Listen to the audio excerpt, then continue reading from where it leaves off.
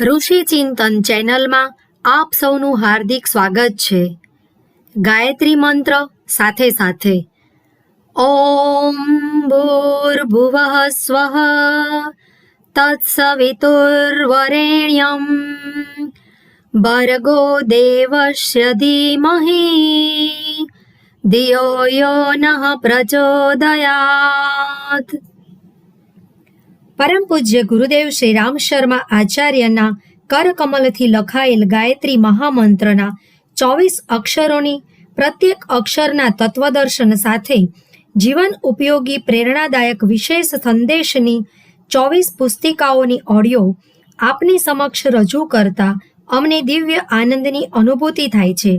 આજનું પ્રથમ પુસ્તક ગાયત્રી મંત્રનો પ્રથમ અક્ષર ઓમ ભૂર્ભુવઃ સ્વઃની વ્યાખ્યા ઈશ્વરનું વિરાટ રૂપ. ગાયત્રી મંત્રમાં પ્રયુક્ત ઓમ ભૂર્ભુવઃ સ્વઃ ઈશ્વરના વિરાટ સ્વરૂપનું દર્શન કરાવે છે. ભૂર્ભુવઃ સ્વસ્ત્રયો લોકા વ્યાપ્તમો બ્રહ્મ તેષુ હિ સ એવ તથ્યતો જ્ઞાની યસ્તદ્વેતિ વિચક્ષણઃ. અર્થાત ભુઃ ભુવઃ સ્વઃ આ 3 લોક છે. એમાં ઓમ બ્રહ્મ વ્યાપ્ત છે, જે આ બ્રહ્મને જાણે છે. વાસ્તવમાં તે જ જ્ઞાની છે. ભુઃ એટલે પૃથ્વી, ભુવઃ એટલે પાતાળ, સ્વઃ એટલે સ્વર્ગ. આ 3 લોક પરમાત્માથી પરિપૂર્ણ છે. આ રીતે ભુઃ એટલે શરીર, ભુવઃ એટલે સંસાર, સ્વઃ એટલે આત્મા. આ 3 પરમાત્માના ક્રીડા સ્થળ છે. આ બધા સ્થળોને નિખિલ વિશ્વ બ્રહ્માંડને ભગવાનનું વિરાટ રૂપ સમજીને એ ઉચ્ચ આધ્યાત્મિક સ્થિતિને પ્રાપ્ત કરવાનો પ્રયત્ન કરવો જોઈએ, જે ગીતાના 11મા અધ્યાયમાં ભગવાને પોતાનું વિરાટ રૂપ દર્શાવી અર્જુનને પ્રાપ્ત કરાવી હતી. પ્રત્યેક જડ ચેતન પદાર્થમાં, પ્રત્યેક પરમાણુમાં ભુઃ ભુવઃ સ્વઃ માં સર્વત્ર ઓમ બ્રહ્મને વ્યાપેલો જોવો. પ્રત્યેક વસ્તુમાં વિશ્વવ્યાપી પરમાત્માનું દર્શન કરવું એ એક એવી આત્મિક વિચાર પદ્ધતિ છે, જેના દ્વારા વિશ્વ સેવાની ભાવના ઉત્પન્ન થાય છે. આ ભાવનાને કારણે સંસારના પ્રત્યેક પદાર્થ તેમજ જીવની બાબતમાં એક એવી શ્રદ્ધા ઉત્પન્ન થાય છે, જેને કારણે અનુચિત સ્વાર્થ સાધવાનો નહીં, પરંતુ સેવાનો જ કાર્યક્રમ બને છે. એવી વ્યક્તિ પ્રભુની આ સુરમ્ય વાટિકાના કોઈ પણ કણ સાથે અનુચિત અથવા અન્યાયી વ્યવહાર કરી શકતી નથી. કર્તવ્યશીલ પોલીસ, ન્યાયાધીશ અથવા રાજાને સામે ઊભેલો જોઈ કોઈ પાક્કો ચોર પણ ચોરી કરવાનું કે કાયદો તોડવાનું સાહસ કરી શકતો નથી. આ રીતે જે વ્યક્તિના મનમાં એ ભાવના દ્રઢતાપૂર્વક સમાયેલી હોય કે પરમાત્મા સર્વત્ર વ્યાપ્ત છે અને 1000 આંખોથી એના દરેક વિચાર અને કાર્યને જોઈ રહ્યા છે, તો તે ગુપ્ત કે પ્રગટ રૂપે કોઈ પાપ કરવાની હિંમત કરી શકતો નથી. આધ્યાત્મિકતાનો મૂળ આધાર. જે વ્યક્તિ ભગવાનના આ વિરાટ સ્વરૂપની વાસ્તવિકતાને હૃદયંગમ કરી લેશે અને વિશ્વના કાર્ય કારણ રહસ્યને સમજી લેશે, તે સદૈવ એવો વિશ્વાસ રાખશે કે ભગવાન આ સૃષ્ટિમાં આત્મરૂપ બનીને પ્રતિષ્ઠિત છે. આ પ્રકારની ભાવના જીવનના અંત સુધી સ્થિર રહે એ ઉદ્દેશથી આપણે ત્યાં યોગ્યતા, બુદ્ધિ તથા સામર્થ્ય અનુસાર પ્રત્યેક વ્યક્તિના કર્તવ્ય નિશ્ચિત કરી દેવામાં આવ્યા છે. કર્તવ્યોમાં વિભિન્નતા હોવા છતાં પ્રેરણામાં સમતા છે, એક નિષ્ઠા છે, એક ઉદ્દેશ છે, અને તે ઉદ્દેશ જ અધ્યાત્મ કહેવાય છે. આ અધ્યાત્મ લાદવામાં નથી આવ્યું, પરંતુ પ્રાકૃતિક હોવાને કારણે સ્વભાવ છે, અને સ્વભાવને અધ્યાત્મ પણ કહેવાય છે. સ્વભાવો અધ્યાત્મ ઉચ્યતે. વિરાટના 2 વિભાગ છે. એક છે અંતઃ ચૈતન્ય અને બીજું છે બાહ્ય અંગ. બાહ્ય અંગોના બધા અવયવો પોતપોતાની કાર્યદ્રષ્ટિથી સ્વતંત્ર સત્તા ધરાવે છે. એમની ઉપયોગિતાની દ્રષ્ટિથી પ્રત્યેકના કર્તવ્ય પણ ભિન્ન ભિન્ન છે, પરંતુ આ સૌ છે તો એ વિરાટ અંગની રક્ષા માટે, એ અંતઃ ચૈતન્યને જાળવવા માટે. આ રીતે અલગ હોવા છતાં અને અલગ કર્મોમાં પ્રવૃત્ત હોવા છતાં પણ જે એક ચૈતન્ય માટે એમની ગતિ છે તે હિન્દુ સંસ્કૃતિનો મૂળ આધાર છે. ગતિની આ એકતા સમતા નષ્ટ ન થાય એ માટે સંસ્કૃતિની સાથે ધર્મને જોડવામાં આવ્યો છે અને આ યોગ એવો થયો છે કે જેને અલગ ન કરી શકાય, કારણ કે બંને સમાનાર્થ દેખાય છે.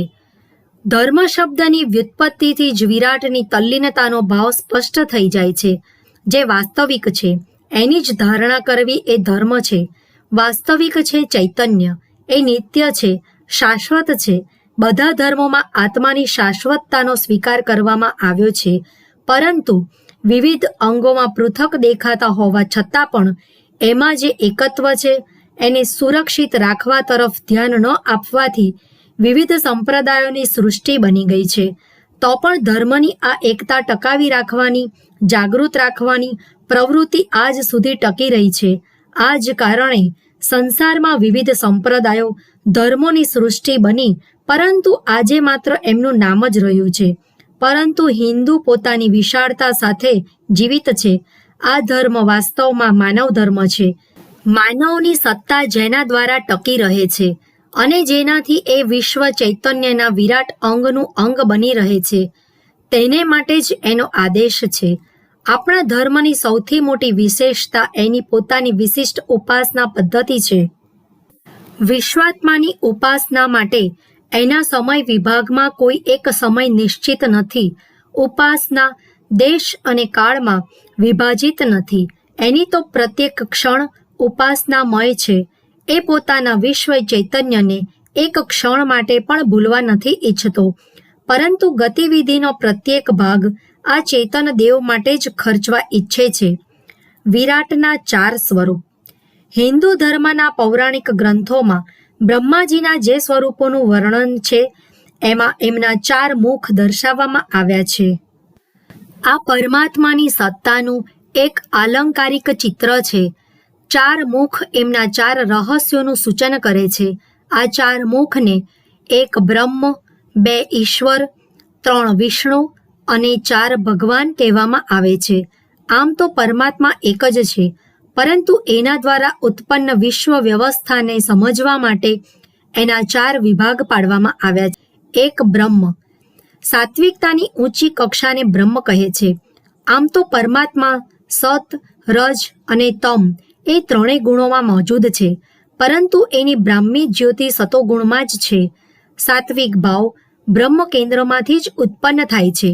મનુષ્યના મનમાં આમ તો અનેક પ્રકારની ઈચ્છાઓ ઉત્પન્ન થતી રહે છે, પરંતુ જ્યારે સતોગુણી આકાંક્ષાઓ ઉત્પન્ન થાય છે ત્યારે એનું ઉદ્ગમ, કેન્દ્ર પ્રેરક બિંદુ એ બ્રહ્મ જ હોય છે.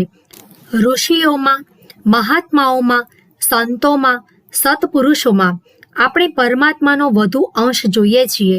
એમને પરમાત્માની નિકટ સમજીએ છીએ અને એવું માનીએ છીએ કે પરમાત્માની એમના પર કૃપા છે. પરમાત્માની વિશેષ સત્તા એમનામાં મોજૂદ છે. એનું એ જ પ્રમાણ છે કે એમનામાં સત તત્વ વધુ માત્રામાં છે. આ સતની અધિકતા જ બ્રાહ્મી સ્થિતિ છે. પૂર્ણ સાત્વિકતામાં જે અધિષ્ઠિત થઈ જાય છે એને બ્રહ્મ નિર્વાણ પ્રાપ્ત કહેવામાં આવે છે. મનુષ્યની અંતઃચેતના પ્રકૃતિ અને પુરુષ બંનેના સંયોગથી બનેલી છે. મન, બુદ્ધિ, ચિત્ત અને અહંકાર પ્રકૃતિના ભૌતિક તત્વો દ્વારા બનેલા છે. આપણે જે કંઈ વિચારીએ, ધારણ કરીએ કે અનુભવીએ તે કાર્ય મગજ દ્વારા થાય છે. મગજની ઈચ્છા, આકાંક્ષા, રુચિ તથા ભાવના ઇન્દ્રિય રસ તથા સાંસારિક પદાર્થોની સારી ખોટી અનુભૂતિને કારણે થાય છે. મગજમાં જે કંઈ જ્ઞાન, ગતિ અને ઈચ્છા છે એ સાંસારિક સ્થૂળ પદાર્થોને આધારે જ બને છે. સ્વયં મગજ પણ શરીરનું એક અંગ છે અને અન્ય અંગોની જેમ એ પણ 5 તત્વોથી, પ્રકૃતિથી બનેલું છે. આ અંતઃકરણ ચતુષ્ટયથી પર એક બીજું સૂક્ષ્મ ચેતના કેન્દ્ર છે, જેને આત્મા કે બ્રહ્મ કહે છે. આ બ્રહ્મ સાત્વિકતાનું કેન્દ્ર છે. આત્મામાંથી સદા સતોગુણી પ્રેરણાઓ ઉત્પન્ન થાય છે. ચોરી, વ્યભિચાર, હત્યા, છેતરપિંડી આદિ દુષ્કર્મ કરતા આપણું હૃદય ધડકે છે, કાળજું કાપે છે, પગ થથરે છે, મોં સુકાઈ જાય છે, ભય લાગે છે અને મનમાં તોફાન ચાલે છે. અંદરને અંદર એક સત્તા આવા દુષ્કર્મ ન કરવા માટે રોકે છે. આ રોકનારી સત્તા આત્મા છે, એને જ બ્રહ્મ કહે છે. અસાત્વિક કાર્ય, નીચતા, તમોગુણ, પાપ અને પશુતા ભરેલા કાર્ય એની સ્થિતિથી વિપરીત હોય છે, એટલે એમને રોકવા અંદર ને અંદર પ્રેરણા ઉત્પન્ન થાય છે. આ પ્રેરણા શુભ, સતોગુણી પુણ્ય કર્મો કરવા માટે પણ ઉત્પન્ન થાય છે. કીર્તિથી પ્રસન્ન થવું એ મનુષ્યનો સ્વભાવ છે, અને આ સ્વભાવ સારા સારા પ્રશંસનીય તથા શ્રેષ્ઠ કર્મ કરવા માટે પ્રોત્સાહન આપે છે.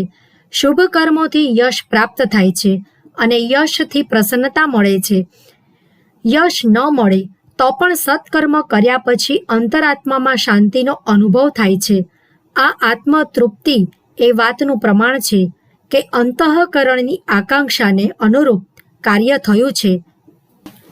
દયા, પ્રેમ, ઉદારતા, ત્યાગ, સહિષ્ણુતા, ઉપકાર, સેવા, સહાયતા, દાન, જ્ઞાન તથા વિવેકની સુખ શાંતિમય ઈચ્છાના તરંગો આત્મામાંથી જ ઉદ્ભવે છે. આ ઉદ્ગમ કેન્દ્ર બ્રહ્મ છે.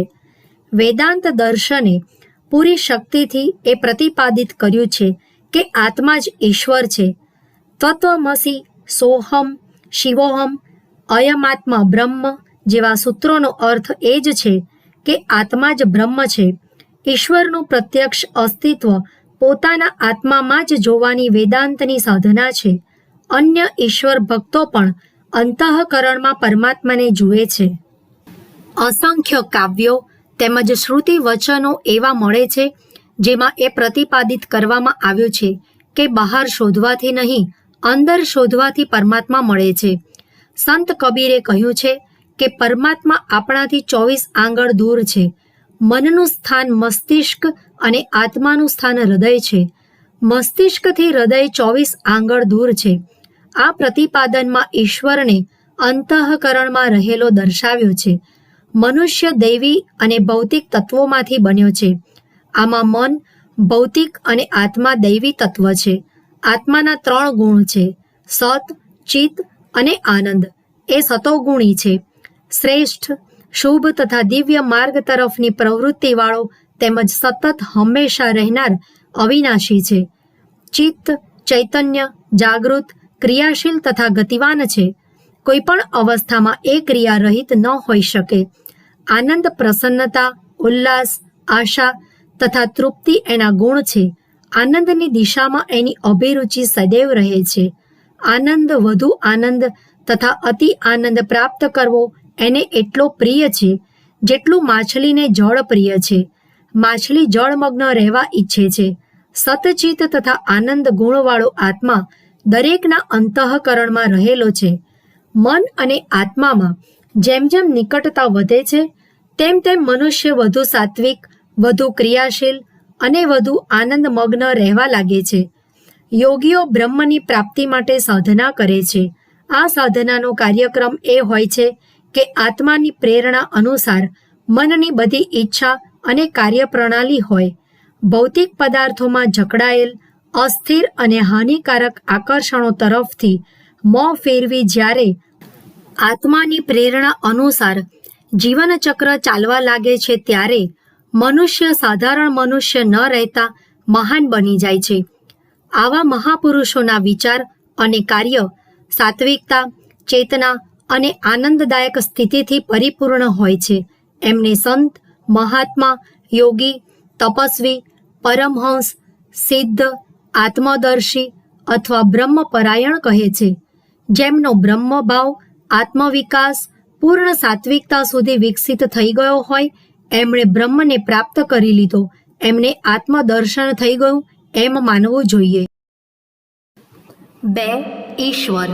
આ સમસ્ત વિશ્વના મૂળમાં એક શાસક, સંચાલક તેમજ પ્રેરક શક્તિ કામ કરે છે. સૂર્ય, ચંદ્ર, નક્ષત્ર, ગ્રહ, ઉપગ્રહ નિરંતર પોતાની નિયત ગતિમાં અવિરત યાત્રા કરતા રહે છે. તત્વોના સંમિશ્રણથી એક નિયત વ્યવસ્થા અનુસાર ત્રીજો પદાર્થ બની જાય છે. બીજ પોતાની જ જાતિના છોડ ઉત્પન્ન કરે છે. સૂર્ય એક પળનો પણ વિલંબ કર્યા વિના યોગ્ય સમયે ઉગે છે અને આથમે છે. સમુદ્રમાં ભરતી અને ઓટ નિયત સમયે જ આવે છે. પૃથ્વી, જળ, અગ્નિ, વાયુ, આકાશ સૌની ક્રિયાઓ અચૂક થયા કરે છે. નાના નાના અદૃશ્ય પરમાણુ અત્યંત તીવ્ર ગતિથી હલનચલન કરે છે, પરંતુ એમની આ ગતિમાં લેશ માત્ર પણ અંતર નથી પડતું. એક પરમાણુને બીજા પરમાણુ સાથે ટકરાવવાના રહસ્યને શોધીને વૈજ્ઞાનિકોએ પ્રલયકારી પરમાણુ બોમ્બ બનાવ્યો છે. જો એક સેકન્ડમાં હજારો માઇલની ગતિથી ઘૂમનારા આ પરમાણુ એકમેક સાથે ટકરાઈ જાય તો રોજ પ્રલય થાય. પરંતુ આપણે જોઈએ છીએ કે પ્રકૃતિનો પ્રત્યેક પરમાણુ પોતાના ગુણ પ્રમાણે યોગ્ય રીતે કાર્ય કરી રહ્યો છે. જો સૃષ્ટિમાં નિયમિતતા ન હોત તો એક પણ વૈજ્ઞાનિક શોધ સફળ ન થાત. અગ્નિ ક્યારેક ગરમી આપે, ક્યારેક ઠંડક, તો એના ભરોસે કોઈ કામ કેવી રીતે થાય? રોજ અનેક વૈજ્ઞાનિક શોધો થઈ રહી છે. એનો આધાર એ બાબત પર છે કે પ્રકૃતિની દ્રશ્ય તેમજ અદૃશ્ય શક્તિઓ પોતાના નિયમોથી સહેજ પણ વિચલિત થતી નથી. એ સર્વસામાન્ય અને સર્વવિદિત તથ્ય છે કે પ્રકૃતિની સમસ્ત ક્રિયા પ્રણાલી નિયમિત છે. એના મૂળભૂત નિયમોમાં ક્યારેય અંતર પડતું નથી. આ નિયમિતતા અને ગતિશીલતાના મૂળમાં એક સત્તા અવશ્ય છે. વિચાર અને પ્રાણરહિત જળ પ્રકૃતિ પોતાની મેળે આ ક્રિયાકલાપ નથી ચલાવી શકતી. રેલવે, મોટર, એન્જિન, વિમાન, તલવાર, કલમ વગેરે જે પણ નિર્જીવ યંત્રો છે તેમને ચલાવનાર કોઈ સજીવ પ્રાણી અવશ્ય હોય છે. આ રીતે પ્રકૃતિની નિયમિતતાનું કોઈક ઉદ્ગમ કેન્દ્ર પણ અવશ્ય છે. આ કેન્દ્રને આપણે ઈશ્વર કહીએ છીએ. ઈશ્વરનો અર્થ છે સ્વામી. જળ પ્રકૃતિના નિર્માણમાં, વ્યવસ્થા તેમજ સંચાલનમાં જે શક્તિ કામ કરે છે તે ઈશ્વર છે. કેવળ જળ પ્રકૃતિનું જ નહીં, ચેતન જગતનું પણ એ પૂર્ણ રીતે નિયમન કરે છે. એણે પોતાના નિયમોથી પ્રાણી માત્રને બાંધી રાખ્યા છે. જે એ ઈશ્વરના નિયમ અનુસાર ચાલે છે તે સુખી રહે છે, અને જે એ નિયમોને તોડે છે એ દુઃખી થાય છે અને નુકસાન ભોગવે છે. સ્વાસ્થ્યના નિયમો પર ચાલનારા સદાચારી, સંયમી તથા મિતાહારી લોકો સ્વસ્થ રહે છે, અને સ્વાદ લોલુપ, દુરાચારી તથા સ્વેચ્છાચારી લોકો બીમારી, કમજોરી તેમજ અકાળ મૃત્યુના શિકાર બને છે. આ રીતે સામાજિક, માનસિક, બૌદ્ધિક, આત્મિક, ધાર્મિક, આર્થિક તથા રાજનૈતિક ક્ષેત્રોમાં કામ કરનારા ઈશ્વરીય નિયમોનું યોગ્ય રીતે પાલન કરે છે. તેઓ એ ક્ષેત્રોમાં સ્વસ્થતા, સમૃદ્ધિ તેમજ ઉન્નતિ પ્રાપ્ત કરે છે. જેઓ એ નિયમોથી ઉલટું કાર્ય કરે છે તેઓ દુષ્પરિણામ ભોગવે છે. પરાક્રમ, પુરુષાર્થ, પ્રયત્ન, લગન, સાહસ, ઉત્સાહ તેમજ ધૈર્ય આ બધું સફળતાના માર્ગની ઈશ્વરીય કેડીઓ છે. એના પર જેઓ ચાલે છે તેઓ મનવાંછિત સિદ્ધિ પ્રાપ્ત કરે છે.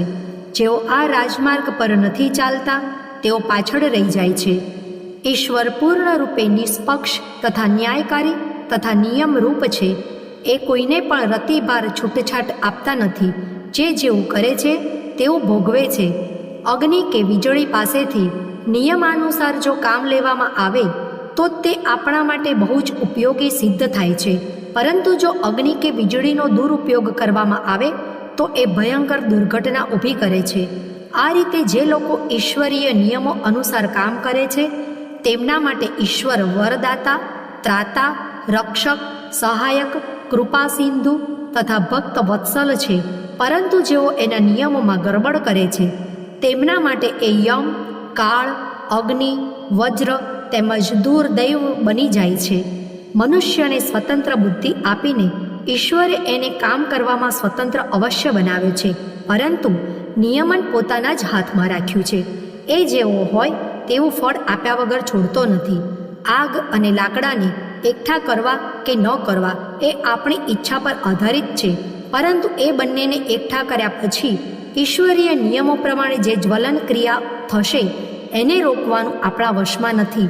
આ પ્રકારે શુભ અશુભ કર્મ કરવાનું તો આપણા હાથમાં છે, પરંતુ એનાથી જે સારા કે ખરાબ પરિણામો ઉત્પન્ન થશે તે ઈશ્વરની નિયામક શક્તિના હાથમાં છે. જૈન અને બૌદ્ધ ધર્મો કર્મના ફળની અનિવાર્યતા સ્વીકારે છે. તેથી તેઓ ઈશ્વરને બ્રહ્મની દ્વિતીય સત્તાને માને છે.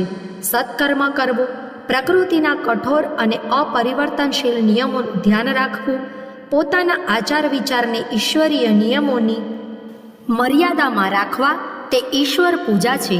પોતાની યોગ્યતા અને શક્તિઓનો વિકાસ કરવો, બાહુબળને આધારે આગળ વધવું, પોતાના ભાગ્યનું નિર્માણ પોતે કરવું તે ઈશ્વરવાદીઓનો મુખ્ય સ્વભાવ હોય છે. કેમ કે તેઓ જાણે છે કે સબળ અને જાગૃતને આગળ વધારવા અને નિર્બળ, આળસુ, અકુશળ અને અસાવધોનો નાશ કરવો એ પ્રકૃતિનો નિયમ છે. આ કઠોર નિયમમાં કોઈનાથી કોઈ પરિવર્તન થઈ શકતું નથી. ઈશ્વરવાદી આ નગ્ન સત્યને સારી રીતે જાણે છે. ઈશ્વર એમને જ મદદ કરે છે જે પોતાને મદદ કરે છે. આ માટે તેઓ ઈશ્વરની કૃપા પ્રાપ્ત કરી એના નિયમોનો લાભ મેળવવા માટે સદા શક્તિ સંચય કરવા તેમજ આગળ વધવા માટે પ્રયત્નશીલ રહે છે. તેઓ આત્મનિર્ભર અને આત્માવલંબી હોય છે. પોતાના ભાગ્યનું પોતે જ નિર્માણ કરે છે. ઈશ્વરીય નિયમોને ધ્યાનપૂર્વક જુએ છે, પારખે છે અને હૃદયંગમ કરે છે તથા એની વજ્ર જેવી કઠોરતા તેમજ અપરિવર્તનશીલતાનું ધ્યાન રાખીને પોતાના આચરણને ઔચિત્યની ધર્મની સીમામાં રાખે છે. 3. વિષ્ણુ. સંસારમાં એક સંતુલન શક્તિ પણ કામ કરી રહી છે, જે કોઈ વસ્તુની અતિવૃદ્ધિને રોકીને એને યથાસ્થાને લઈ આવે છે. સંસારની સુંદરતા અને વૈભવને એ કુરૂપતા અને વિનાશથી બચાવે છે. પ્રજનન શક્તિને જ લો. એક એક જોડું કેટલા બાળકો પેદા કરે છે. જો આ વૃદ્ધિ પેઢી દર પેઢી આ જ ગતિથી ચાલતી રહે તો થોડા જ દિવસોમાં આખી પૃથ્વી એટલી ભરાઈ જાય કે સંસારમાં પ્રાણીઓને ઊભા રહેવાની જગ્યા ન મળે. માછલી એક વર્ષમાં લગભગ 17,000 ઈંડા મૂકે છે. માખી, મચ્છર જેવા જંતુઓ દર વર્ષે 1,000થી માંડીને 60,000 સુધી ઈંડા મૂકે છે. તે ઈંડા 1-2 અઠવાડિયામાં જ પાકીને તેમાંથી બચ્ચા બહાર આવી જાય છે અને પછી 2-4 અઠવાડિયા પછી એ પણ ઈંડા મૂકવા લાગે છે. એમની એક જ વર્ષમાં લગભગ 8 પેઢી થઈ જાય છે.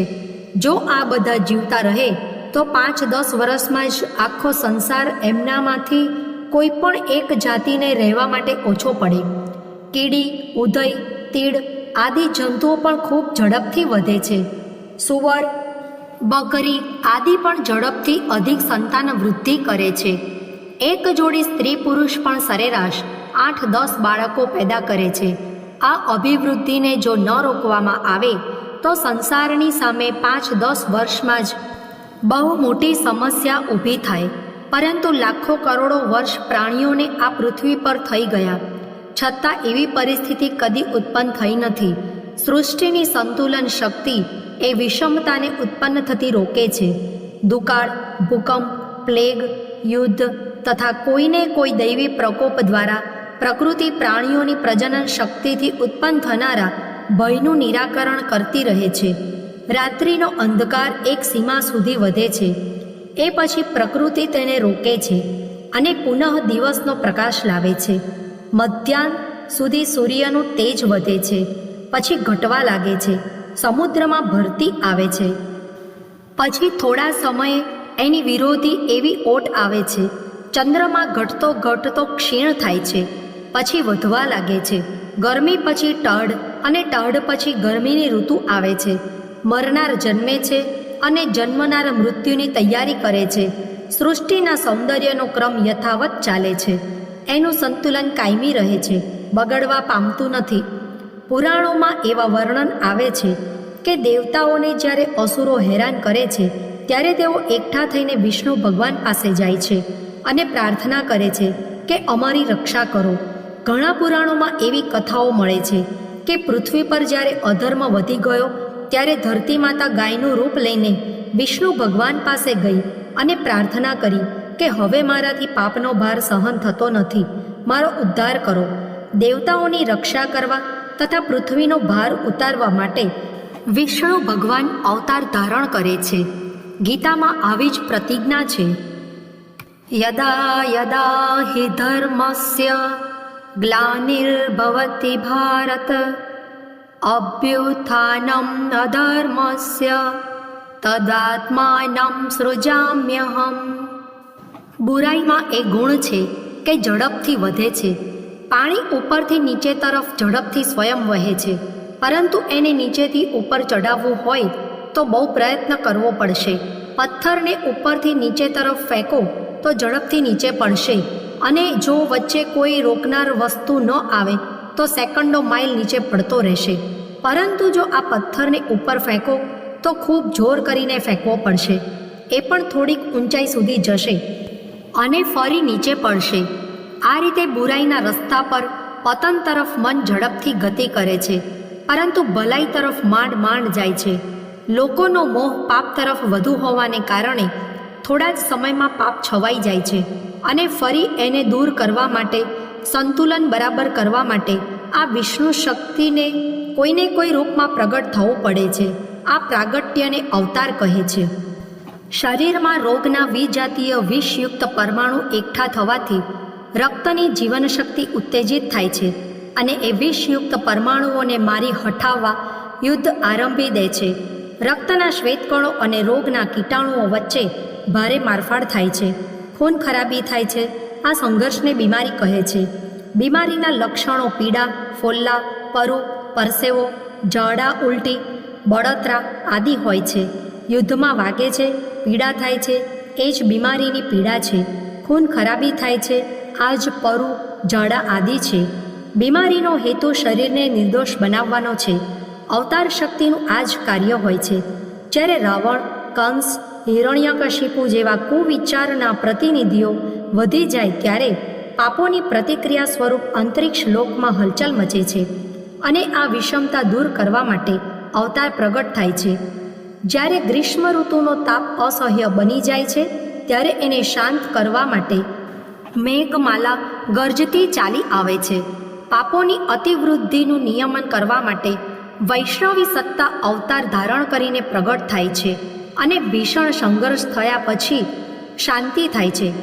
પરિત્રાણાય સાધૂનામ વિનાશાય ચ દુષ્કૃતામ. અવતારનો આ ઉદ્દેશ્ય હોય છે. ધર્મની સ્થાપના માટે તે વારંવાર પ્રગટ થાય છે.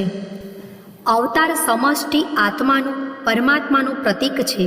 બધા આત્માઓની એક સંમિલિત સત્તા છે, જેને વિશ્વમાનવ અથવા સમાજનો સંમિલિત આત્મા કહે છે. આ પરમાત્મા છે. એક મનુષ્ય એમ ઈચ્છે છે કે હું સુખપૂર્વક રહું, મારી સાથે સૌ પ્રેમ, ભલાઈ તેમજ સહકારપૂર્ણ વ્યવહાર કરે. કોઈ એમ નથી ઈચ્છતું કે મારી સાથે ચોરી, હિંસા, છેતરપિંડી, કઠોરતા, અન્યાય કરવામાં આવે. આ ઈચ્છા વિશ્વ માનવની આત્મા અથવા પરમાત્માની છે. પરમાત્માની વિશ્વ માનવની ઈચ્છાને જ ધર્મ કહે છે. અવતાર ધર્મની રક્ષા માટે હોય છે. અધર્મ અર્થાત વિશ્વ માનવની ઈચ્છાઓથી પ્રતિકૂળ કાર્યો જ્યારે સંસારમાં વધી જાય છે ત્યારે એમને દૂર કરવા માટે વિશ્વ માનવના અંતઃસ્થલમાં પ્રતિક્રિયા થાય છે, અને વિરોધનું તોફાન ઉઠે છે. આ ઉછાળાને અવતાર કહેવામાં આવે છે.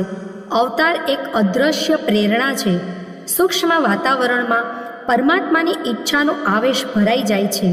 જેમ આકાશમાં આંધી છવાયેલી હોય અને એ જ સમયે પાણી વરસે તો વર્ષાની બૂંદોમાં એ આંધીની ધૂળ ભળી જાય છે.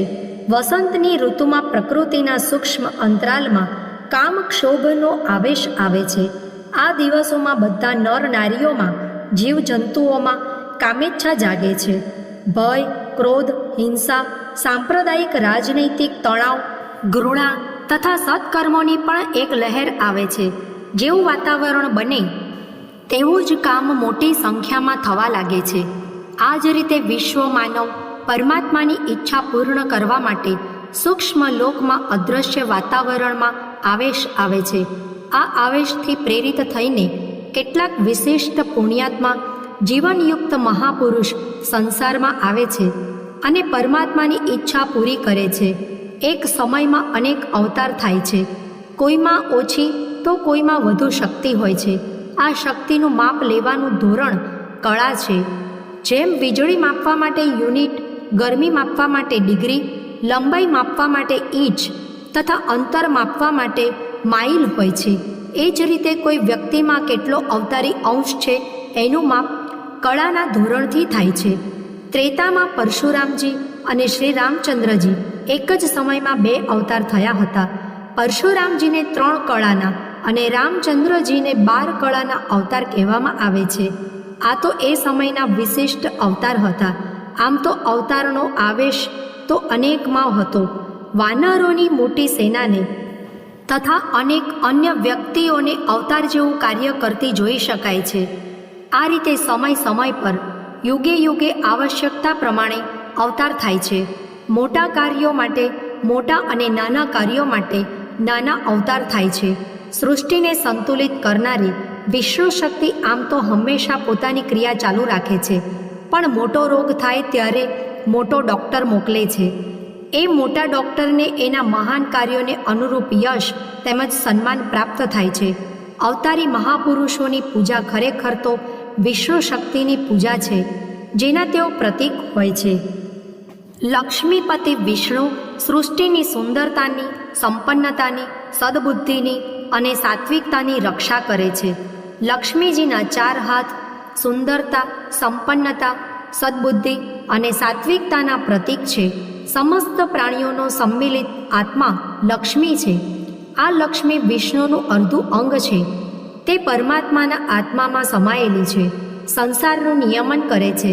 સાથે સાથે લક્ષ્મીની વિશ્વ માનવની ઈચ્છાની રક્ષા પણ કરે છે. લક્ષ્મી વિષ્ણુથી અભિન્ન છે. વિષ્ણુના ઉપાસક વૈષ્ણવ તે છે જેઓ વિશ્વ માનવની ઈચ્છાઓને અનુકૂળ કાર્ય કરવામાં પોતાની શક્તિ વાપરે છે. નરસિંહ મહેતાનું પ્રસિદ્ધ ભજન છે, વૈષ્ણવ જન તો તેને રે કહીએ જે પીડ પરાઈ જાણે રે. સમાજના લાભ, સંસારની સેવા, વિશ્વની શ્રીવૃદ્ધિ, વિશ્વમાનવના સુખ શાંતિ માટે સાચા અંતઃકરણથી હંમેશા પ્રવૃત્ત રહેનાર મનુષ્ય અસલી વૈષ્ણવ છે. વિષ્ણુની ઈચ્છા એ જ વૈષ્ણવોની ઈચ્છા અને વિષ્ણુની કાર્યપ્રણાલી એ જ એમની કાર્યપ્રણાલી હોય છે. તેઓ પાપ ઘટાડીને ધર્મની સ્થાપના માટે સદૈવ પ્રયત્નશીલ રહે છે. જનતા જનાર્દનને વિષ્ણુરૂપ સમજીને લોકસેવામાં અર્થાત વિષ્ણુ પૂજામાં પ્રવૃત્ત. બ્રહ્મની ચોથી શક્તિ ભગવાન છે. ભગવાન ભક્તોના વશમાં હોય છે. ભક્ત જેમ ચાહે તેમ તેમને નચાવે છે. ભક્ત જે રૂપમાં એમનું દર્શન કરવા ઈચ્છે એ જ રૂપમાં પ્રગટ થાય છે અને એમની પાસે જે યાચના કે કામના કરે છે તેને પૂરી કરે છે. ભગવાનની કૃપાથી ભક્તોને મોટા મોટા લાભ થાય છે, પરંતુ એ વાત પણ યાદ રાખવાની છે કે તે કેવળ ભક્તોને જ લાભ આપે છે. જેમનામાં ભક્તિ નથી એમને ભગવાન પાસેથી કશો લાભ મળી શકતો નથી. અનેક દેવી દેવતા ભગવાનનું જ રૂપ છે. જે દેવતાના રૂપમાં ભગવાનનું ભજન કરવામાં આવે છે એ રૂપમાં એવા જ ફળ ઉપસ્થિત કરતાં ભગવાન પ્રગટ થાય છે. ભગવાનની કોઈ સ્વતંત્ર સત્તા નથી. આત્માના સશક્ત ક્રિયારૂપને ભગવાન કહે છે. આત્મા અનંત શક્તિઓનો પુંજ છે. એની જે શક્તિને પ્રદીપ્ત, પ્રચંડ તેમજ પ્રસ્ફુટિત બનાવાય એ શક્તિ એક બળવાન દેવતા રૂપે પ્રગટ થાય છે અને કાર્ય કરે છે. કોઈ પાકા ગુંબજવાળા મકાનમાં અવાજ કરવાથી એ મકાન ગુંજી ઉઠે છે. અવાજનો પ્રતિધ્વનિ ચારે બાજુ બોલવા લાગે છે. રબરના દડાને કોઈ દિવાલ ઉપર ફેંકવામાં આવે તો જેટલા જોરથી એને ફેંકવામાં આવ્યો હોય એટલા જ જોરથી પાછો આવે છે. આ રીતે અંતરંગ શક્તિઓનું વિશ્વાસના આધારે જ્યારે એકીકરણ કરવામાં આવે છે ત્યારે એના આશ્ચર્યજનક પરિણામ ઉત્પન્ન થાય છે. સૂર્ય કિરણોને બહિર્ગોળ કાચ દ્વારા એક બિંદુ પર એકત્ર કરવામાં આવે તો એટલી ગરમી ઉત્પન્ન થઈ જાય છે કે આગ પ્રગટે છે.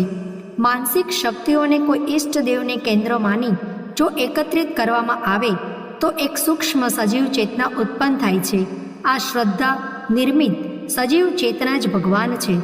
ગોસ્વામી તુલસીદાસજીએ રામાયણમાં ભવાની શંકરો વંદે શ્રદ્ધા વિશ્વાસ રૂપેણો શ્લોકમાં આ જ ભાવ પ્રગટ કર્યો છે. એમણે ભવાની તથા શંકરને શ્રદ્ધા વિશ્વાસ દર્શાવ્યા છે.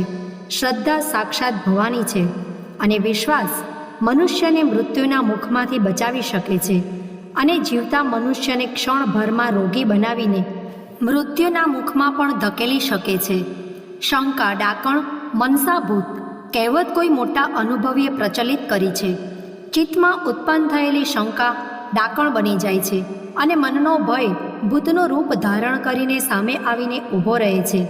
દોરડીને સાપ, જડીને ભૂત, કડવા પાણીને ઝેર બનાવી દેવાની અને મૃત્યુનો ભય ઉત્પન્ન કરવાની શક્તિ વિશ્વાસમાં મોજૂદ છે. કેવળ ઘાતક જ નહીં, પરંતુ નિર્માણાત્મક શક્તિ પણ એમાં છે. કહે છે, માનો તો દેવ, નહીતર પથ્થર. પથ્થરને દેવ બનાવનારો વિશ્વાસ છે. વિશ્વાસની શક્તિ અપાર છે. શાસ્ત્ર કહે છે, વિશ્વાસો ફલદાયક. મંત્ર શક્તિ અને દેવ શક્તિ બીજું કશું નથી. આત્મશક્તિ કે ઈચ્છા શક્તિનું જ બીજું નામ છે. ધ્યાન, જપ, અનુષ્ઠાન વગેરેની યોગમય સાધનાઓ એક પ્રકારનો માનસિક વ્યાયામ છે. જેવી રીતે શારીરિક વ્યાયામ કરવાથી દેહ પુષ્ટ થાય છે અને નિરોગીતા, સુંદરતા, દીર્ઘાયુ, ભોગ, સુખ, સહન શક્તિ, ધન પ્રાપ્તિ અને કષ્ટ સાધ્ય કામ પૂરા કરવાની પ્રત્યક્ષ સિદ્ધિઓ પ્રાપ્ત થાય છે, તેવી જ રીતે માનસિક સાધનાઓ દ્વારા, આરાધના, ઉપાસના દ્વારા મનોબળ વધે છે અને એનાથી વિવિધ પ્રકારની અલૌકિક શક્તિઓ પ્રાપ્ત થાય છે. મંત્ર શક્તિ, દેવ શક્તિથી જે કામ પૂરા થાય છે તે બીજા કશા દ્વારા પ્રાપ્ત નથી થતા, પરંતુ પોતાના જ પુરુષાર્થ દ્વારા, પોતાની આત્મશક્તિઓ દ્વારા ઉપલબ્ધ થાય છે. સાધના એક વૈજ્ઞાનિક પ્રક્રિયા છે જેના દ્વારા આત્મશક્તિઓ બળવાન બને છે અને ધારેલા પરિણામ આપે છે. ભક્ત ભગવાનનો પિતા છે. પોતાની ભક્તિ દ્વારા તે પોતાના ભગવાનને ઉત્પન્ન કરે છે અને પુષ્ટ કરે છે. જે પોતાના ભગવાનને જેટલું ભક્તિનું, સાધનાનું દૂધ પીવડાવે છે, એનો ભગવાન એટલો જ બળવાન બની જાય છે અને જેટલું એનામાં બળ હોય છે એટલા જ મહત્વપૂર્ણ પરિણામો ઉપસ્થિત થાય છે. પ્રહલાદનો ભગવાન એટલો બળવાન હતો કે થાંભલો ચીરીને નરસિંહ રૂપમાં બહાર આવ્યો અને હિરણ્યકશિપુનું પેટ ચીરી નાખ્યું. નરસિંહ ભક્તનો ભગવાન હુંડી વરસાવી શકતો હતો, પરંતુ આપણા ભગવાનમાં એ બળ નથી. કોઈના ભગવાન સ્વપ્નમાં કે જાગૃત અવસ્થામાં દર્શન આપી શકે છે. કોઈના ભગવાન ભવિષ્યનો કોઈ સંકેત કરી શકે છે. કોઈના ભગવાન વિપત્તિમાં સહાય કરે છે. તાત્પર્ય એ કે જેણે પોતાના ભગવાનને જે યોગ્યતા આપી હશે એ એવા વરદાન આપવા માટે, એવી સહાયતા કરવા માટે તૈયાર રહેશે. વસ્તુતઃ મનોબળ જ ભગવાન છે. મનોબળ વધારવાની અનેક રીત છે. યોગ સાધનાની ભારતીય રીત જ એકમાત્ર ઉપાય નથી. સંસારમાં એમાં અનેક સાધના અને ઉપાય છે. વિશ્વાસના આધારે મનોબળ વધે છે. ઘણી વ્યક્તિઓ યોગ સાધના વિના પણ પોતાના સ્વાવલંબન, આત્મવિશ્વાસ, નિર્ણય, સાહસ, સત્સંગ તેમજ પરાક્રમ દ્વારા પોતાનું મનોબળ વધારે છે અને એ જ લાભ મેળવે છે જે ભક્તોને ભગવાન આપે છે. અનેક અનિશ્વરવાદી વ્યક્તિઓ પણ મોટા મોટા સિદ્ધ થયા છે. રાક્ષસો દેવતાઓ કરતાં વધુ સાધન સંપન્ન હતા. અસુરોને મોટા મોટા અદ્ભુત વરદાન મળેલા હતા. આજે પણ વૈજ્ઞાનિકો મોટી મોટી અદ્ભુત શોધો કરી રહ્યા છે. વિદ્વાન વિદ્યાના અને ધનવાન ધનના ચમત્કાર દેખાડી રહ્યા છે. આ બધાના મૂળમાં એમની માનસિક વિલક્ષણ શક્તિઓ કામ કરી રહી છે. આ ભગવાનની જ કૃપા છે. ભગવાનને સુર અસુર સૌ ભેદભાવ વિના પ્રસન્ન કરી શકે છે અને એમની કૃપા તેમજ વરદાન પ્રાપ્ત કરી શકે છે. બ્રહ્મની મૂળ સત્તા નિર્લેપ છે. એ નિયમરૂપ છે. વ્યક્તિગત રૂપે એ કોઈ પર પ્રસન્ન કે અપ્રસન્ન થતી નથી. એના પર આરાધના, પૂજા કે નિંદાનો કોઈ પ્રભાવ પડતો નથી. અગ્નિ દેવતાને ગાળ દેનાર કે તેમની પૂજા કરનારનો ભેદ પાડવાની કોઈ જરૂર નથી. જે કોઈ એમના નિયમોને અનુરૂપ ચાલશે તે લાભ ઉઠાવશે અને જે અવિચારીપણે અડશે તે અવશ્ય દાઝશે. આત્માનો, ઈશ્વરનો, વિષ્ણુનો આ જ નિયમ છે. પરંતુ ભગવાનની લીલા વિચિત્ર છે. તે ભક્ત વત્સલ છે. એમને જે જેવા ભાવે ભજે છે તેને તેઓ એ જ રીતે ભજવા લાગે છે. કીર્તન, કથા, જપ, તપ, પૂજા પાઠ, ધ્યાન, ભજન આ બધું ભગવાનની પ્રસન્નતા માટે જ છે. શ્રદ્ધા અને વિશ્વાસ ભગવત પ્રાપ્તિના મૂળ સાધન છે. જો શ્રદ્ધા અને વિશ્વાસ ન હોય તો બધા અનુષ્ઠાન નિષ્ફળ છે. ભગવાન પાસેથી, આત્મબળ પાસેથી આસ્તિક, નાસ્તિક બધા પોતપોતાની રીતે લાભ મેળવે છે. સંસારના મહાપુરુષોના જીવનચરિત્રો વાંચતા એમના અદ્ભુત કાર્યોનું જે વિવરણ મળે છે એનાથી આપણે આશ્ચર્યચકિત થઈ જઈએ છીએ અને વિચારીએ છીએ કે કોઈ દેવતાની કૃપાથી જ તેઓ આટલા મોટા કાર્યોને પૂરા કરી શક્યા હશે. એ દેવતા ભગવાન છે, જેને મનોબળ પણ કહે છે. પ્રયત્નથી, સાધનાથી, વિશ્વાસથી, શ્રદ્ધા ભક્તિથી મનોબળ વધે છે અને પછી એની સહાયતાથી મોટા મોટા મુશ્કેલ કાર્યો પૂરા થઈ જાય છે. મેસ્મેરિઝમ જાણનારા પોતાના અસાધારણ મનોબળથી મોટા મોટા ખેલ બતાવે છે. એ બળ જ્યારે વધી જાય છે ત્યારે જે દિશામાં મનુષ્ય ઈચ્છે તે મોરચે ફતેહ મેળવતો આગળ વધતો જાય છે. અનાયાસ અણધાર્યા સુઅવસર પણ એને પ્રાપ્ત થાય છે. ધન જોઈને ધન, વૈભવ જોઈને વૈભવ અને સૌભાગ્ય જોઈને સૌભાગ્ય આપોઆપ અનાયાસ આવી મળે છે. આ અનાયાસ લાભમાં પણ સબળની સહાયતાનો ઈશ્વરીય નિયમ કામ કર્યા કરે છે. ભગવાન કલ્પવૃક્ષ છે. એને જે જેવા ભાવથી ભજે છે એની ઈચ્છા પૂર્ણ કરે છે. બીજા શબ્દોમાં આમ કહી શકીએ કે મનોતત્વના જે ભાવને બળવાન બનાવી લઈએ તેનાથી એ દિશામાં પર્યાપ્ત સફળતાઓ મળે છે. આ રીતે ચતુર્મુખી બ્રહ્મ એટલે કે બ્રહ્માની ક્રિયા પદ્ધતિ આ સૃષ્ટિમાં દ્રષ્ટિગોચર થઈ રહી છે. ઉપનિષદોમાં એને 4 વર્ણવાળા બ્રહ્મ પણ કહ્યા છે. સતપ્રધાન આત્માને બ્રાહ્મણ, શાસન કરતા સ્વામી ઈશ્વરને ક્ષત્રિય, લક્ષ્મીપતિ વિષ્ણુને વૈશ્ય તેમજ ભક્તના વેશમાં રહેલા ભક્તની ઈચ્છા અનુસાર કાર્ય કરનારા ભગવાનને શુદ્ર કહ્યા છે. આ વિચારભેદ એની શક્તિઓનું રૂપ સમજાવવા માટે આચાર્યોએ ઉપસ્થિત કર્યો છે. વસ્તુતઃ બ્રહ્મ એક જ છે. એની 4 શક્તિઓના આધારે 4 વેદ બન્યા છે, પરંતુ ખરેખર તો એની અનંત શક્તિઓ છે અને એ મનુષ્યની બુદ્ધિની પહોંચ બહાર છે. ઈશ્વરવાદની વ્યાખ્યા અને વાસ્તવિકતા. જો કે ઈશ્વર સંસારનો મૂળ આધાર છે અને સૃષ્ટિના આરંભથી બધા મનુષ્યો કોઈને કોઈ રૂપે એને માનતા આવ્યા છે, તો પણ વિદ્વાનોમાં આ બાબતે ઘણો મતભેદ છે. ખાસ કરીને દાર્શનિક વિદ્વાનો તો કેવળ એ જ વાતનો સ્વીકાર કરે છે જે તર્કસંગત હોય. આ દ્રષ્ટિએ ઈશ્વરવાદના સિદ્ધાંતની વિસ્તારથી વ્યાખ્યા કરવી આવશ્યક છે. વૈદિક ઈશ્વરવાદનું વિશ્લેષણ કરતાં આપણે એમાં નીચેના તત્વોનો સમાવેશ જોઈએ છીએ. 1. ઈશ્વર આપણા ગુપ્ત કાર્યો અને વિચારોને પણ જાણે છે. એ ખૂબ બળવાળો છે. 2. ઈશ્વર પ્રસન્ન થવાથી ભૌતિક સુખ સામગ્રી અને પરલોકમાં સ્વર્ગ તેમજ મોક્ષ આપે છે. 3. તે નારાજ થવાથી દૈહિક અને ભૌતિક કષ્ટ આપે છે. 4. ધાર્મિકતા અને ઉપાસનાથી એ પ્રસન્ન થાય છે. પાપી અને નાસ્તિક પર અપ્રસન્ન રહે છે. આ 4 ધારણાઓની આસપાસ જ અનેકાનેક મંત્ર, સૂત્ર તથા શ્લોક ચક્કર લગાવે છે. અર્થાત વિવિધ પ્રકારે આ 4 વાતોનું પ્રતિપાદન કરતો ઉપદેશ આપે છે. હવે આપણે વિચારવું જોઈએ કે કેવી બુદ્ધિમત્તાપૂર્વક માનસિક શાસન કરવાની આ વ્યવસ્થા છે. ઈશ્વર સર્વવ્યાપક હોવાથી આપણા બધા કાર્યોને જુએ છે. એ શાસનની અત્યંત વ્યાપકતા માટે છે. એવું જોવા મળે છે કે પોલીસ સ્ટેશન પાસે ચોર ઉપદ્રવ કરતા નથી, પરંતુ જ્યાં પોલીસની પહોંચ ઓછી અને દૂર હોય છે ત્યાં ચોરી લૂંટ વધુ હોય છે. ભરચક રસ્તાઓ પર લૂંટ નથી થઈ શકતી, પરંતુ નિર્જન સ્થાનોમાં લૂંટારાની બીક વધુ રહે છે.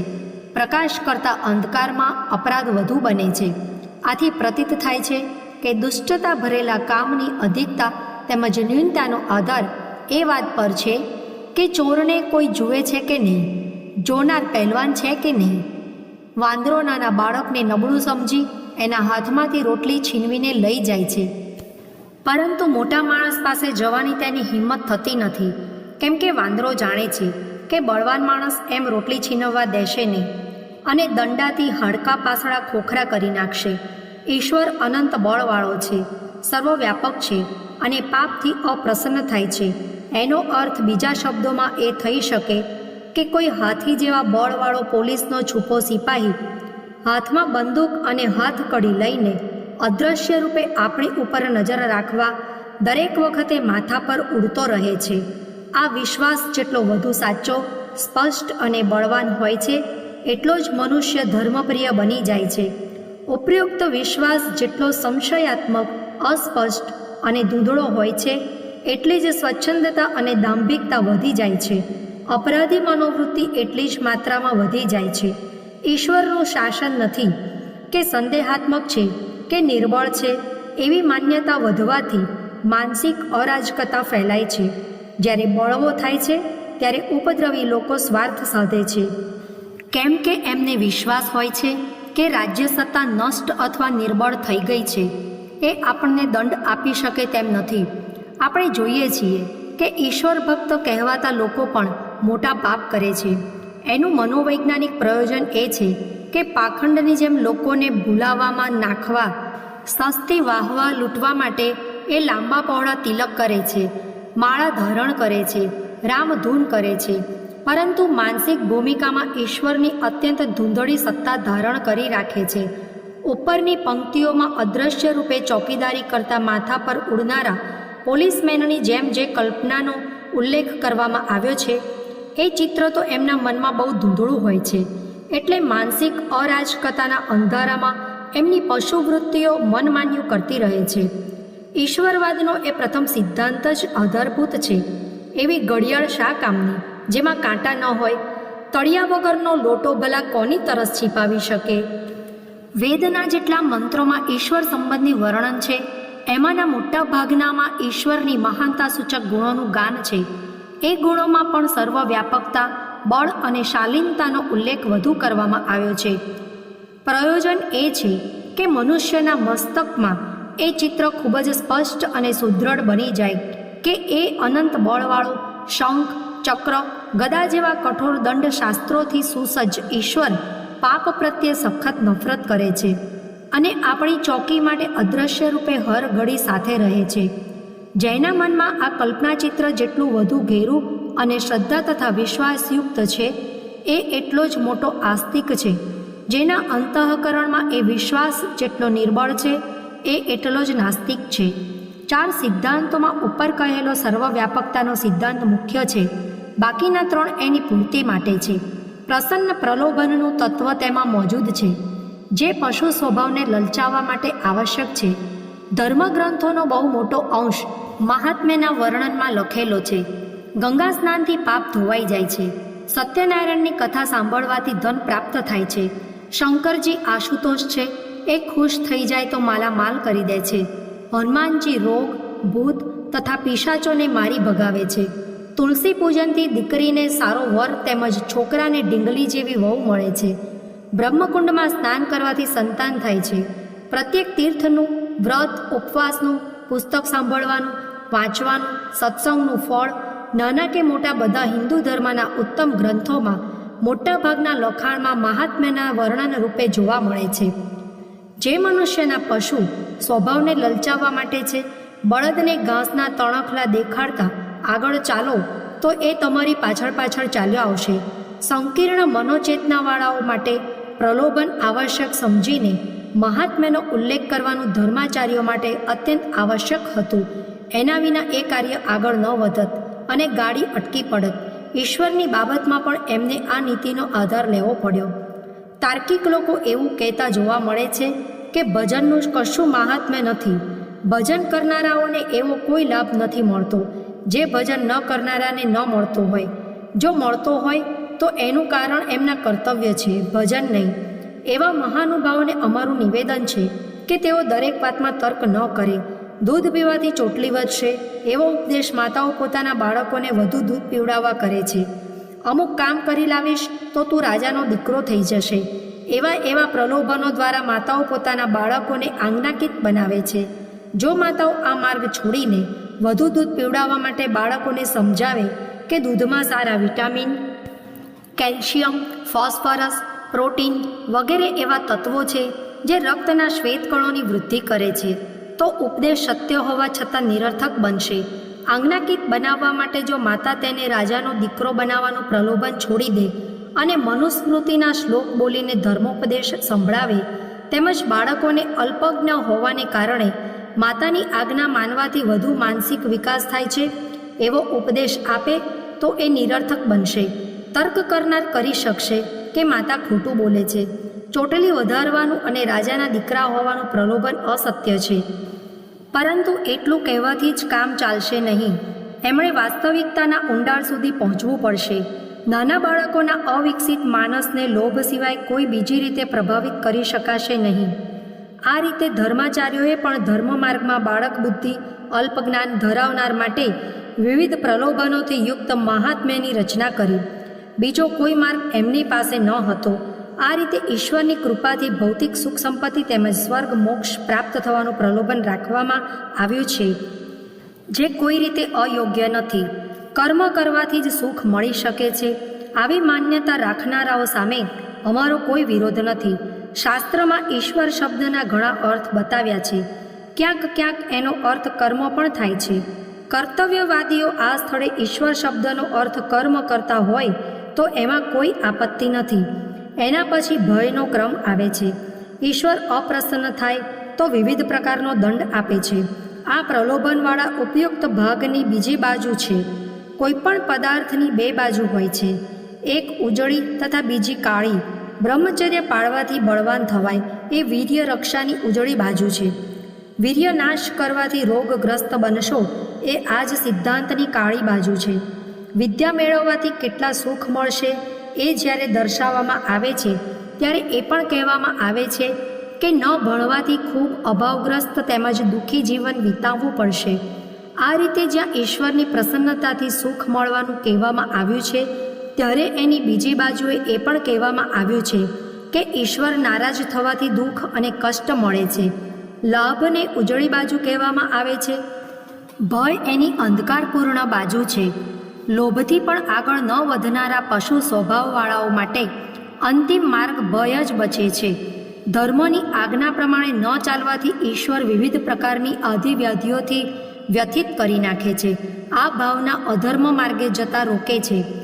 જો વિશ્વાસ દ્રઢ થઈ જાય તો નિઃસંદેહ જીવનની બધી ક્રિયાઓ એને અનુકૂળ થવા લાગે છે. પાણીમાં ડૂબવાથી મૃત્યુ થાય છે. આ વિશ્વાસ સદૈવ ઊંડા પાણીમાં જવા સામે સાવધાન કરતો રહે છે. પ્રત્યક્ષ રૂપે ડૂબીને મરવાનો ભલે આપણને જીવનભર અનુભવ ન થયો હોય, પરંતુ વિશ્વાસ અનુભવ કરતાં વધારે પ્રબળ હોય છે. અનુભવને ભૂલી જઈ શકાય, પરંતુ એ વિશ્વાસનું વિસ્મરણ નથી થતું. ભૂતોનો વિશ્વાસ મોટે ભાગે કલ્પિત હોય છે, પરંતુ એ અંધવિશ્વાસથી અનેક વ્યક્તિઓ સુખ દુઃખનો પ્રત્યક્ષ અનુભવ કરે છે. કેટલાક તો એમાં જ ગૂંચવાઈને મરી પણ જાય છે. નિઃસંદેહ વિશ્વાસ ઘણી પ્રબળ શક્તિ છે.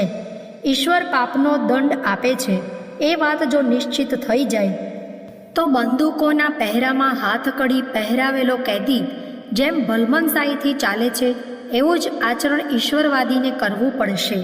ચોથું તત્વ એ છે કે ધર્માચરણ અને ઉપાસનાથી ઈશ્વર પ્રસન્ન થાય છે, એનાથી વિપરીત કરવાથી અપ્રસન્ન. ધર્માચરણની વાત અમે ઉપયુક્ત પંક્તિઓમાં વિસ્તારપૂર્વક સમજાવી ચૂક્યા છીએ કે તુચ્છ સ્વાર્થથી, પશુવૃત્તિથી સામાજિક જીવન તરફ વધવા માટે ધર્મનું સઘળું વિધાન છે અને એ વિધાનની રક્ષા માટે ઈશ્વરીય શાસનની સ્થાપના છે.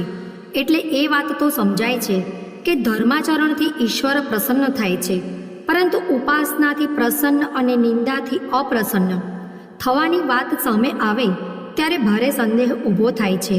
કેમ કે એનાથી તો ઈશ્વર પણ ખુશામત પસંદ પક્ષપાતી નવાબના જેવી પ્રકૃતિવાળો સાબિત થાય છે.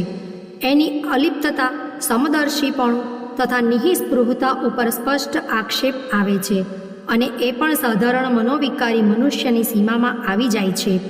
આ સંદેહનું સમાધાન કરવા માટે કેવળ શુષ્ક વાદ વિવાદથી કામ ચાલશે નહીં, પરંતુ આપણે ઊંડે ઉતરીને એ નિમિત્તને શોધી કાઢવું પડશે, જેના કારણે ઈશ્વરને ઉપાસના પ્રિય સ્વભાવનો માનવામાં આવ્યો છે.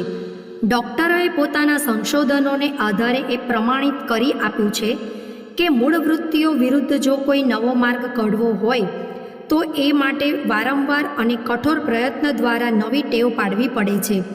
આમ છતાં એ ટેવ એટલી નબળી હોય છે કે થોડા દિવસોમાં જો એના તરફ ઉદાસીનતા દર્શાવવામાં આવે તો એ દૂર થઈ જાય છે. એટલા માટે એવી ટેવોને સુરક્ષિત રાખવા માટે નિરંતર પ્રયત્ન કરતા રહેવું પડે છે. આ અનાદિ સત્ય વૈદિક ઋષિઓ પણ જાણતા હતા. એમણે વિચાર્યું કે ઈશ્વરીય શાસનની સર્વાંગી વ્યવસ્થા બનાવી દીધા પછી પણ તે પશુવૃત્તિઓની સરખામણીમાં હલકી રહેશે અને જરા પણ ઢીલું મૂકવાથી મુશ્કેલી વધશે. આથી અનેકવાર વિશેષ પ્રેમ તેમજ ભક્તિ સાથે મૂર્તિ પૂજાના આધારે ધ્યાનમગ્ન થઈને નિત્ય નૈમિત્તિક કર્મકાંડો દ્વારા ઈશ્વરની પૂજા ઉપાસના કરતા રહેવાનો આદેશ આપ્યો. પતંગ બનાવી એમાં દોરી બાંધી હવામાં ઉડાડવામાં આવે, પછી દોરી હાથમાંથી છોડી દેવામાં આવે તો બધો પ્રયત્ન નિરર્થક થઈ જાય. જ્યાં સુધી પતંગને હવામાં ઉડાડવો હોય ત્યાં સુધી દોરી હાથમાં રાખવી જોઈએ. એની ગતિવિધિનું સંચાલન કરવું જોઈએ. લશ્કરના જવાનોને રોજ પરેડ કરવી પડે છે, જેથી એ શિક્ષણને ભૂલી ન જાય, પરંતુ તેનો અભ્યાસ કાયમ રહે. ધર્મની રક્ષા માટે ઈશ્વરનું શાસન બનાવવામાં આવ્યું, પરંતુ નિયમ વિના એ શાસન કેવી રીતે ચાલે? કેમ કે ઈશ્વરવાદ નવું શિક્ષણ છે. જીવ સ્વાર્થની ભાષા જાણે છે, પણ ઈશ્વર વિશે એને મનુષ્ય યોનિમાં જ જ્ઞાન મળે છે. જૂની ટેવોના પ્રમાણમાં નવી ટેવો નબળી હોય છે. જંગલી પોપટ બોર જાંબુ ખાધા કરે છે, પરંતુ સોનાના પાંજરામાં દ્રાક્ષ ખાવાનું નવું સુખ લેવા માટે પકડાવાનું પસંદ નથી કરતો. પિંજરામાં ઉત્તમ રહેવા કરવાનું મળે છતાં એ ફરીથી ઉડી જવાનો યત્ન કર્યા કરે છે. પિંજરાના સળિયા સાથે લડતો ભાગવાનો પ્રયત્ન કરતો નિત્ય જોવા મળે છે. જો પાંજરું નબળું હોય તો સંભવ છે કે પોપટ નવી વ્યવસ્થાને ઠોકર મારીને ઉડી જાય, ભલે પછી એને જંગલમાં કષ્ટ કેમ ન સહેવું પડે. આ દેવાસુર સંગ્રામ મનુષ્યના મનમાં નિત્ય ચાલતો હોય છે. આગળ વધવા અને પાછળ હટવાની દોરડા ખેંચ ચાલ્યા કરે છે. ઢીલ પડતા જ ગોળ ગોબર છાણ બની શકે છે. એટલા માટે ઈશ્વરવાદના આચાર્યોએ એ બાબત પર ખૂબ ભાર મૂક્યો છે કે ઈશ્વરની નિત્ય ઉપાસના કરવી જોઈએ. એ સિવાય ઈશ્વરીય શાસન પર વિશ્વાસ કરવાનો લાભ પ્રાપ્ત નથી થતો. આ લાભ પ્રાપ્ત કરવો તે ઈશ્વરની પ્રસન્નતા તેમજ એ પ્રાપ્ત ન કરવો તે એની અપ્રસન્નતાના અર્થમાં કહેવામાં આવ્યું છે. આપણે માનીએ છીએ કે ઈશ્વર નિસ્પૃહ છે, એને નિંદા સ્તુતિની આવશ્યકતા નથી, પરંતુ એ પણ માનવું પડશે કે નિત્ય ઉપાસના કર્યા સિવાય ઈશ્વરીય શાસનનો વિશ્વાસ મનમાં દ્રઢ બનાવી રાખવો અઘરો છે. પ્રસન્નતા અપ્રસન્નતાનો આલંકારિક શબ્દોમાં અહીં એ હેતુથી જ પ્રયોગ કરવામાં આવ્યો છે. પ્રસન્ન થવું, સુખ દેવું, અપ્રસન્ન હોવું, દુઃખ દેવું. ઈશ્વરના આ કાર્યક્રમ પર આપણે વાદ વિવાદ કરીને યોગ્ય નિર્ણય પર ન પહોંચી શકીએ. જો આજે આપણે આ ભાવાર્થને આમ સમજીએ કે ઈશ્વર ઉપાસનાથી મનુષ્ય પોતાના પશુ સ્વભાવને દબાવી રાખી સુખ શાંતિમય જીવન વિતાવી શકે છે, તો એ અર્થ બરાબર શાસ્ત્રકારની આંતરિક ઈચ્છાને અનુકૂળ હશે. મહાત્મ્યનું વર્ણન કરતી વખતે પ્રલોભનોનો સમાવેશ જે દ્રષ્ટિએ થયો છે, એ દ્રષ્ટિએ ઉપાસનાથી ઈશ્વર પ્રસન્ન થવાનું અને સુખ આપવાનું વર્ણન છે. મૂળ તાત્પર્ય એટલું જ છે કે ઈશ્વરીય વિશ્વાસને દ્રઢ રાખવાનો નિરંતર અભ્યાસ કરવાનું આવશ્યક છે, જેનાથી ધર્માચરણ માટે આપણા પૂજ્ય પૂર્વજોએ જે ગૂઢ માનસિક રહસ્યોને આધારે ઈશ્વરવાદની મહત્વપૂર્ણ વ્યવસ્થા બનાવી છે એ સુદૃઢ અને સુવ્યવસ્થિત રહે. ઈશ્વરની અનુભૂતિ કેવી રીતે થાય? જે વસ્તુ જેટલી સૂક્ષ્મ હશે એટલી જ વ્યાપક હશે. પંચ મહાભૂતોમાં પૃથ્વીથી જળ, જળથી વાયુ, વાયુથી અગ્નિ અને અગ્નિથી આકાશ સૂક્ષ્મ છે, એટલે એકબીજાથી વધુ વ્યાપક છે. આકાશ ઈથર તત્વ દરેક જગ્યાએ વ્યાપેલું છે, પરંતુ ઈશ્વરની સૂક્ષ્મતા સર્વોપરી છે, એટલે એની વ્યાપકતા પણ વધુ છે. વિશ્વમાં લેશ માત્ર પણ સ્થાન એવું નથી જ્યાં ઈશ્વર ન હોય. અણુ અણુમાં એની મહત્તા વ્યાપી રહી છે. સ્થાન વિશેષમાં ઈશ્વર તત્વ ઓછું વધુ હોઈ શકે છે. જેમ કે ચૂલાની આસપાસ ગરમી વધુ રહે છે, એટલે એમ કહી શકાય કે એ સ્થાને અગ્નિ તત્વની વિશેષતા છે. એ જ રીતે જળાશયો પાસેના શીતળ સ્થાનમાં અગ્નિ તત્વ ઓછું હશે. સત્યનું, વિવેકનું આચરણ વધુ ત્યાં ઈશ્વરની વિશેષ કળાઓ વિદ્યમાન હોય છે. જ્યાં આળસ, પ્રમાદ, પશુતા તથા અજ્ઞાન છે, ત્યાં એની ન્યૂનતા જ હોઈ શકે. સંપૂર્ણ શરીરમાં જીવ વ્યાપેલો છે. જીવને કારણે જ શરીરની સ્થિતિ અને વૃદ્ધિ થાય છે, પરંતુ એમાં પણ સ્થાન વિશેષ પર જીવનું ઓછું વધતું પ્રમાણ જોઈ શકાય છે. હૃદય, મસ્તક, પેટ અને મર્મ સ્થાનો પર તીવ્ર આઘાત લાગવાથી મૃત્યુ થઈ જાય છે, પરંતુ હાથ, પગ, કાન, નાક, જાંઘ આદિ સ્થાનો પર એનાથી પણ વધુ આઘાત સહી શકાય છે. વાળ અને નખ જીવની સત્તાથી જ વધે છે, પણ કાપવાથી જીવને કશી હાનિ થતી નથી. સંસારમાં સર્વત્ર ઈશ્વર વ્યાપેલો છે, ઈશ્વરની અધિકતા છે. એ જ રીતે પાપ પ્રવૃત્તિઓમાં ઈશ્વર તત્વની ન્યૂનતા સમજવી જોઈએ.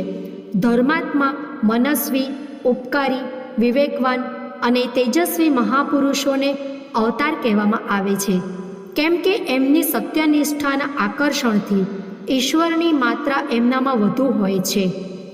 અન્ય પશુઓ કરતાં ગાયમાં તથા અન્ય જાતિઓ કરતાં બ્રાહ્મણમાં ઈશ્વરનો અંશ વધુ માનવામાં આવ્યો છે, કેમ કે એમની સત્યનિષ્ઠા તથા ઉપકારી સ્વભાવ ઈશ્વર શક્તિને બળપૂર્વક પોતાની અંદર વધુ માત્રામાં ખેંચીને ધારણ કરી લે છે. ઉપયુક્ત પંક્તિઓમાં દર્શાવવામાં આવ્યું છે કે સંપૂર્ણ જળ ચેતન સૃષ્ટિના નિર્માણ, નિયંત્રણ, સંચાલન અને વ્યવસ્થા કરનારી આદ્ય બીજ શક્તિને ઈશ્વર કહે છે. આ સંપૂર્ણ વિશ્વના કણે કણમાં તે વ્યાપ્ત છે અને સત્યની, વિવેકની તથા કર્તવ્યની જ્યાં અધિકતા છે ત્યાં ઈશ્વરીય અંશ અધિક છે. જે સ્થાનોમાં અધર્મનો જેટલા અંશમાં સમાવેશ છે ત્યાં એટલા જ અંશમાં ઈશ્વરની દિવ્ય સત્તા ઓછી હોય છે. સૃષ્ટિના નિર્માણમાં ઈશ્વરનો કયો ઉદ્દેશ્ય છે એનું યોગ્ય કારણ જાણવાનું માનવ બુદ્ધિ માટે હજી સુધી શક્ય નથી બન્યું. શાસ્ત્રકારોએ અનેક અટકળો આ સંદર્ભમાં કરી છે, પરંતુ એમાં એક પણ એવી નથી જેનાથી પૂરો સંતોષ મળે. સૃષ્ટિની રચનાનો ઈશ્વરનો ઉદ્દેશ હજી સુધી અજ્ઞેય બની રહ્યો છે. ભારતીય અધ્યાત્મવેત્તા એને ઈશ્વરની લીલા કહે છે. એટલે ઈશ્વરવાદનો સિદ્ધાંત સર્વથા સ્વાભાવિક અને મનુષ્યના હિતને અનુકૂળ છે. આજ સુધી માનવ સમાજે જે કંઈ ઉન્નતિ કરી છે એનો સૌથી મોટો આધાર ઈશ્વરીય વિશ્વાસ જ રહ્યો છે. પરમાત્માનો આશ્રય લીધા વિના મનુષ્યની સ્થિતિ નિરાધાર બની જાય છે, જેથી એ પોતાનું કોઈ પણ લક્ષ્ય સ્થિર નથી કરી શકતો અને લક્ષ્ય વિના સંસારમાં કોઈ મહાન કાર્ય સંભવ બનતું નથી. એટલે પરમાત્માના વિરાટ સ્વરૂપના રહસ્યને સમજીને જ આપણે સંસારમાં આપણી જીવનયાત્રા